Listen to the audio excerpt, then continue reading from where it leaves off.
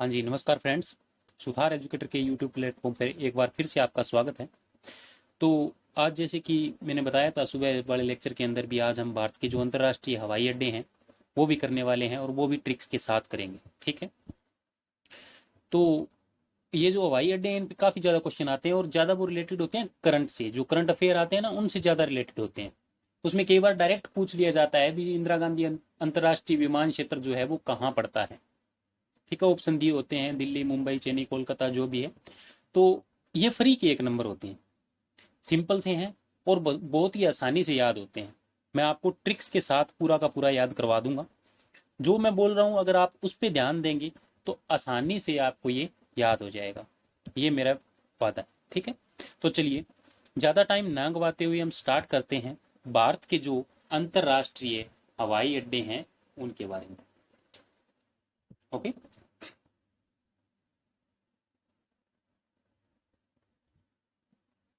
हाँ जी, सबसे पहला देखिए, जो दिल्ली में है ये है इंदिरा गांधी अंतर्राष्ट्रीय हवाई अड्डा। ध्यान दीजिए, ये दिल्ली में अकेला है और दिल्ली में ही इंदिरा गांधी जो है वो राज करती थी।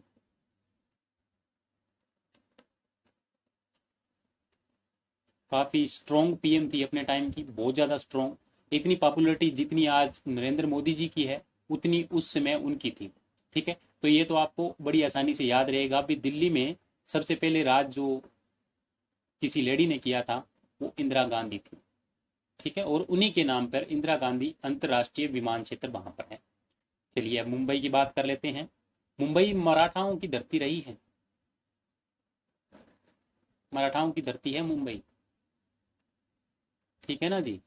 तो अगर मराठाओं की धरती है तो मराठा में सबसे स्ट्रोंग कौन से थे? शिवाजी।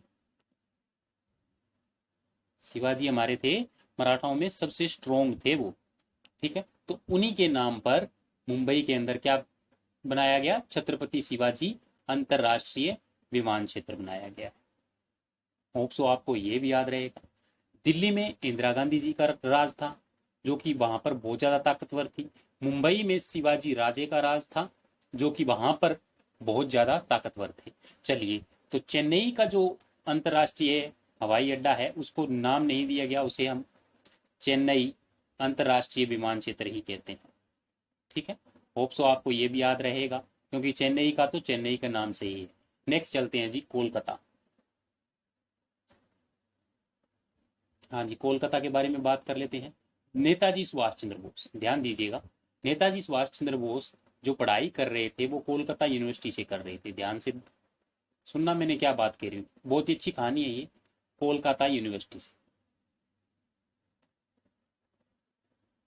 तो कोलकाता यूनिवर्सिटी में जब वो पढ़ रहे थे तो उन्होंने क्या किया, एक प्रोफेसर पर हमला कर दिया था अपने कुछ साथियों को साथ में लेकर। ठीक है। वो उसके अंदर शामिल थे, मतलब जिन्होंने प्रोफेसर पर हमला किया था उनके अंदर वो शामिल थे, जो नेताजी सुभाष चंद्र बोस हैं। ठीक है। कारण मुझे भी नहीं पता क्या कारण रहा होगा भी, उन्होंने प्रोफेसर पर हमला क्यों किया।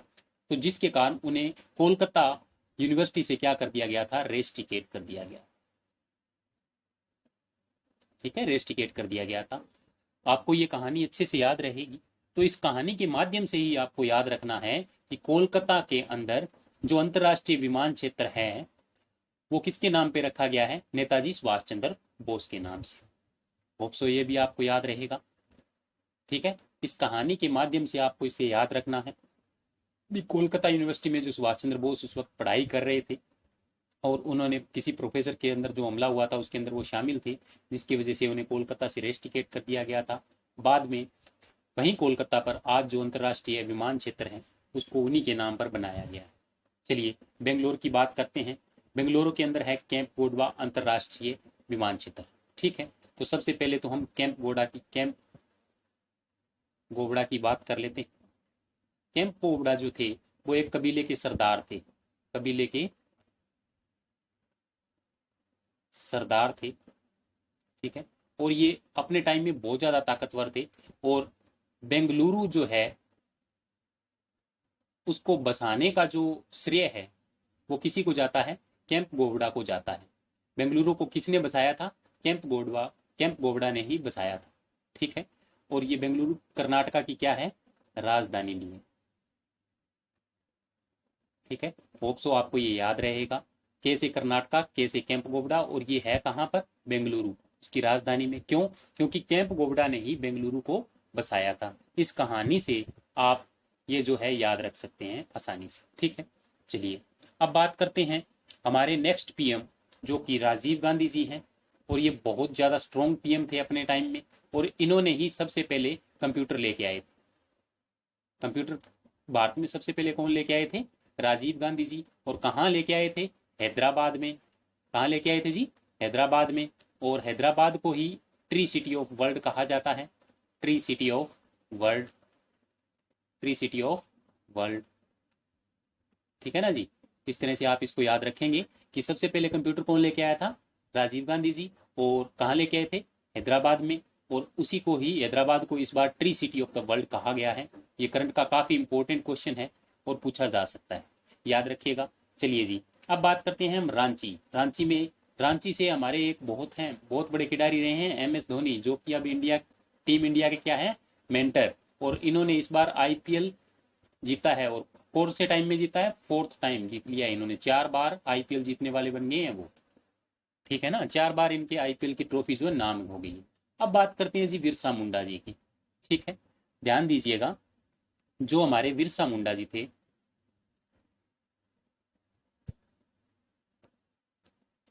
बिरसा मुंडा, जो बिरसा मुंडा जी थे, वो एक ट्राइबल लीडर थे। कौन थे, ट्राइबल,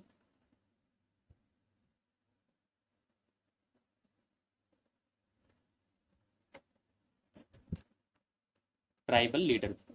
मतलब जो SC SC कैटेगरी है उनके लीडर थे, ट्राइबल लीडर थे। और ये 25 साल की उम्र में ही, मतलब अंग्रेजों के खिलाफ लड़ते हुए शहीद हो गए थे।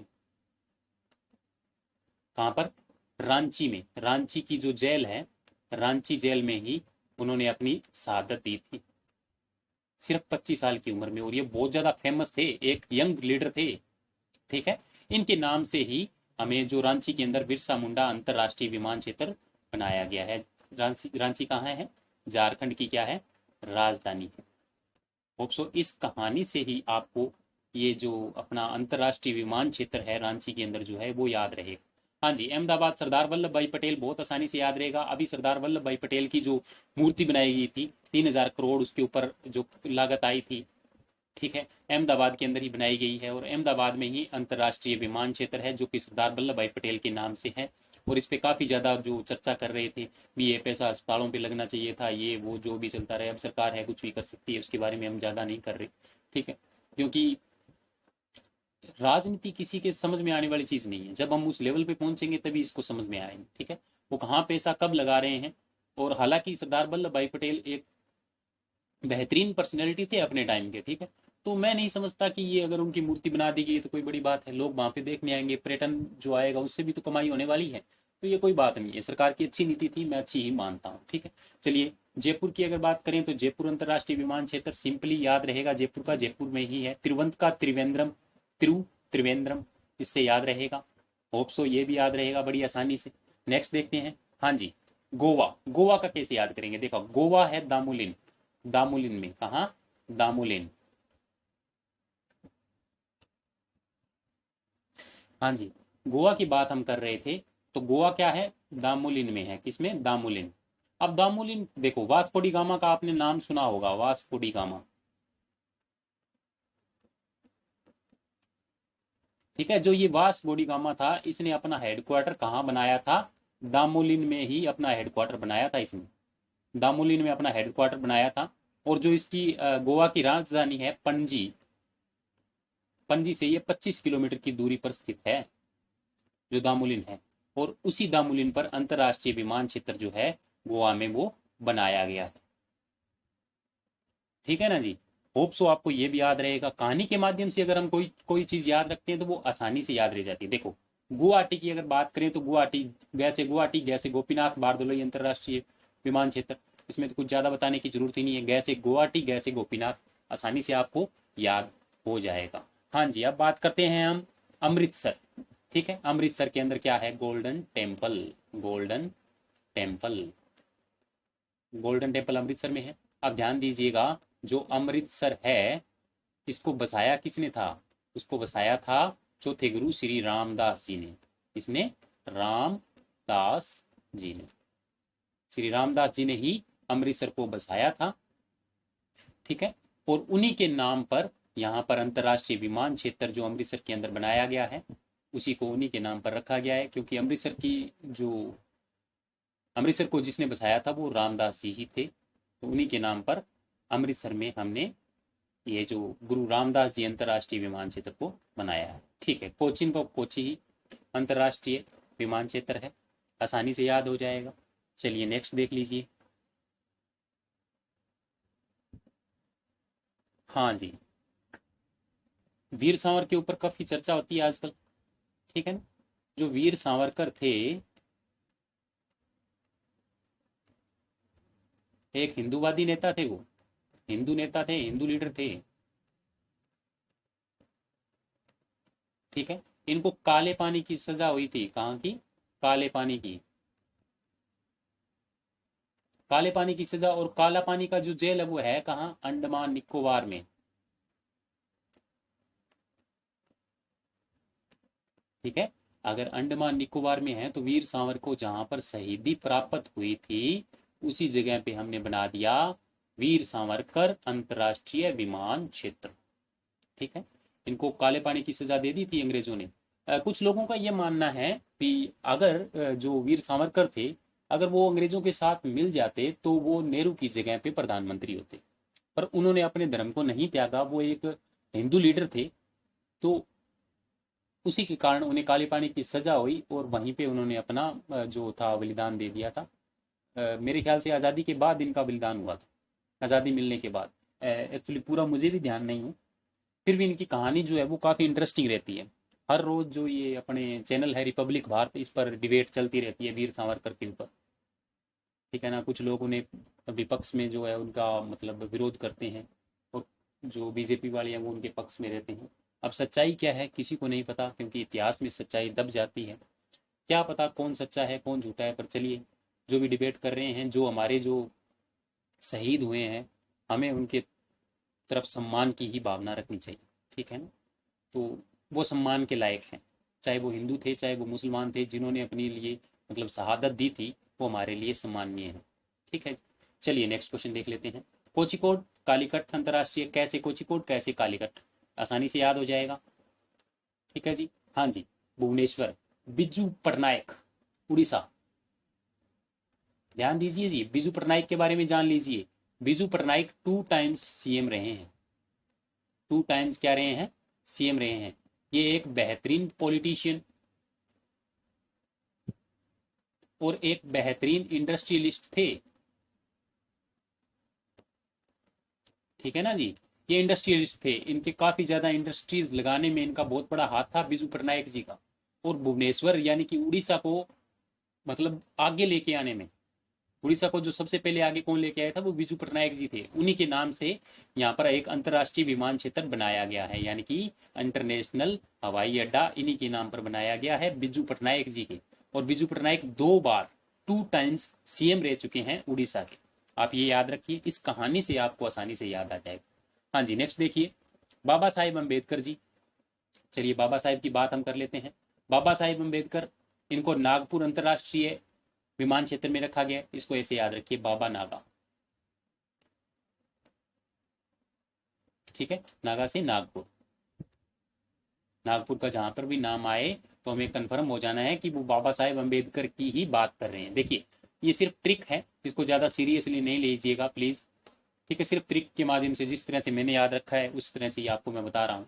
हाँ जी, लखनऊ, चौधरी चरण सिंह जी हमारे बहुत ही बेहतरीन किसान नेता रहे हैं, ये हमारे पीएम भी रह चुके हैं, किसान नेता,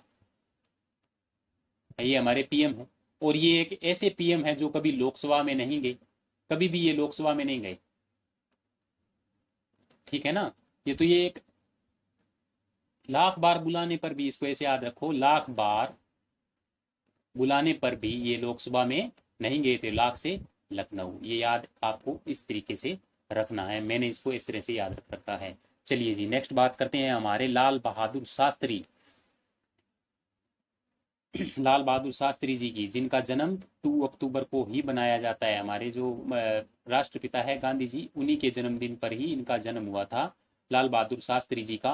और ताशकंद समझौता, इनकी जो मौत का कारण बना था, ताशकंद समझौता, और उसी समझौते में इनकी मौत हो गई थी। मतलब जो कुछ लोगों ने इनको षड्यंत्र करके मौत के घाट उतार दिया था। जो भी था, कहानी काफ़ी अच्छी है। अगर आप लाल बहादुर शास्त्री की जीवनी पढ़ेंगे तो ये एक संघर्षपूर्ण जीवन इनका रहा है।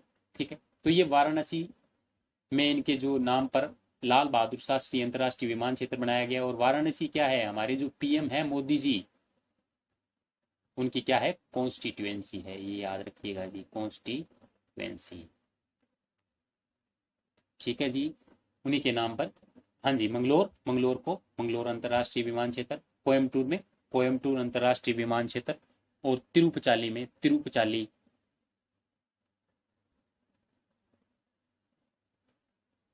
वेट कीजिएगा, तिरुचिरापल्ली में तिरुचिरापल्ली नाम का अंतर्राष्ट्रीय विमान क्षेत्र है। इम्फाल में इम्फाल अंतर्राष्ट्रीय विमान क्षेत्र, श्रीनगर में श्रीनगर अंतर्राष्ट्रीय विमान क्षेत्र।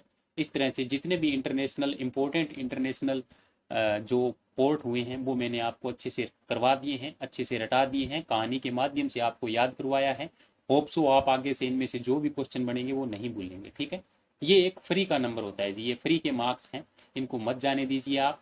और कृपया मेरे चैनल को सब्सक्राइब करें। मैं ज़्यादा टाइम नहीं लेता हूँ, देखिए, सब्सक्राइब करें, शेयर करें, एंड मेरी वीडियोस पर कमेंट एंड लाइक करें अगर आपको अच्छा लगता है। ठीक है जी। तो आपका मैं बहुत बहुत धन्यवाद करता हूँ, और नेक्स्ट सेशन के साथ मैं जल्दी आपके साथ रूबरू आऊँ। Thank you. चलिए।